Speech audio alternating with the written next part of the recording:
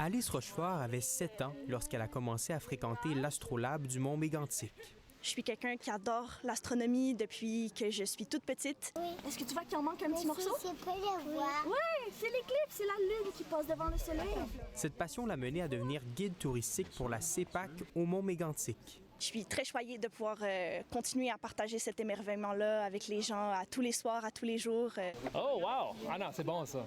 En cette journée d'éclipse solaire partielle, c'est elle qui explique ce phénomène céleste inouï. Les plus jeunes qui viennent me dire « Ah, moi, je vais devenir astronaute plus tard. Je me reconnais en eux, puis je suis vraiment contente de pouvoir communiquer avec eux, puis les émerveiller autant que ça m'a émerveillée quand je suis venue. Son collègue, Jean-François Grondin, est satisfait de l'engouement malgré le fait que l'éclipse ne soit que partielle, contrairement au 8 avril 2024. L'astrolabe de Mégantic met quand même le paquet pour accueillir les férus d'astronomie. C'était quand même un événement très important, l'éclipse solaire totale au Québec. Beaucoup de gens l'ont vu, puis ça peut paraître ensuite, ou du moins ça peut enlever le charme d'une éclipse qui n'est pas totale.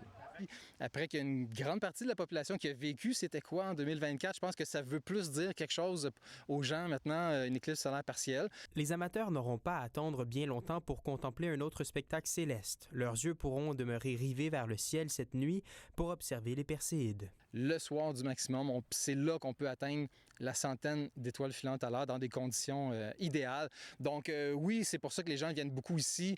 D'habitude, en fait, nos réservations se remplissent en quelques heures. Moi, c'est mon cœur de petite fille que je garde même à l'âge que j'ai. Puis avec nos 3 filles, souvent, on s'installait avec les chaises longues quand c'était le temps des Perséides à la maison, mais en ville, on ne voyait pas.